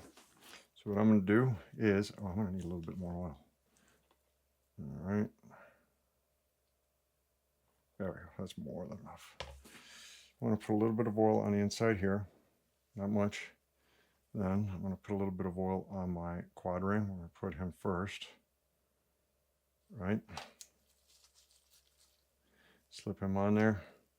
Now when we put him on, we want to make sure that we do not twist him. Make sure, look all the way around, he is not twisted. So if you remember correctly, I had the thick split ring on top, all right? So we're going to put the thick split ring in. Let's force it all up. Now we're going to grab our thin split ring. Put this one underneath. Make sure that they are connected correctly. Okay. Try and offset the splits if you can. All right. That is all done. Now we're going to take about a cc of oil. Actually, let's do a cc and a half, milliliter, whatever, 1.5 millimeters, 2 milliliters. Put it inside, just coat the inside, right, until, well, I'm going to do it until I get to 2 mils. So coat the inside real well. Okay. And now we're going to put our air can in. All right. Now be careful putting them in. There we go. That's one side. There we go. Now we're going to tilt them down. I'm going to put a couple of cc's of oil in here, or milliliters. Oops, that's good enough. Okay, and then hopefully if we get lucky, we might have the air escape. There we go. That's what we're looking for. Just that little escape of air makes it a lot easier to get him in. It's a lot less pressure.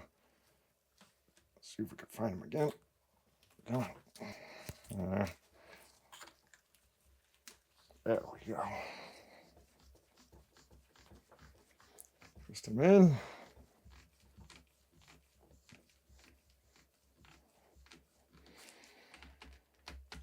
All right. I do them hand tight. Now you can, if you want, use a strap wrench. I don't, but I try and do them hand tight. Get good grip on it, and that's more than enough. Okay. Now we have the sag ring, which I don't think this one actually had one in the beginning. All right. Next we take them, spray him down with alcohol real well, clean all the grease from the outside so no grease and dust sticks to him. Get it all off. Make sure you get it off of everywhere, including from behind the reservoir and in between the knobs here, because with all that grease and oil on the outside, it'll just be covered with dirt real quick. And ta-da! And there you have it, folks. You just finished fully servicing a Fox Factory Series Float X rear shock. Not a hard job, guys. Again, we went through the entire rebuild. You don't have to go through the entire rebuild. You could really cut this short, really. You don't need to do the dials unless something's wrong with them. Don't change the Teflon ring unless it's worn out or damaged in some way or form. Just leave it in there. If it's not, it's going to make your life a lot easier. Technically, you don't even have to take out the shaft from the eyelet in order to change the eyelet, the O-ring inside there, right? Because nothing really happens to that thing. It doesn't move. It's completely static. This could be a very simple, quick job, but I did go over every detail just in case one of you runs into some kind of issue. You know what it looks like on the inside. So getting this done, don't be intimidated. Do it. I'm telling you, it's not all that hard. Doesn't really require super expensive tools. Whatever custom tools there are, you could get them, you know, in the aftermarket for really decent prices. So anything else? Oh yeah, don't forget, make sure you put your air in, put your air cap on, put your settings back to where they were before. As for the damper body over here, after a few rides, make sure you clean it because excess oil will come out. And it'll take about 4 or 5, maybe 6 rides before it stops coming out. You don't want to collect too much dirt and make the wipers job harder than it needs to be. Outside of that, I really can't think of anything. So, guys, if you like the video, please click the like button, man. It would be appreciated. Click the subscribe button to see more videos. Click the bell button, bing, bing, bing, bing, in order to get reminded when new videos get released and more videos are coming. So until then, hope all is well with all of you, and we will be talking to you soon. All right, take care. Have a good one. Bye.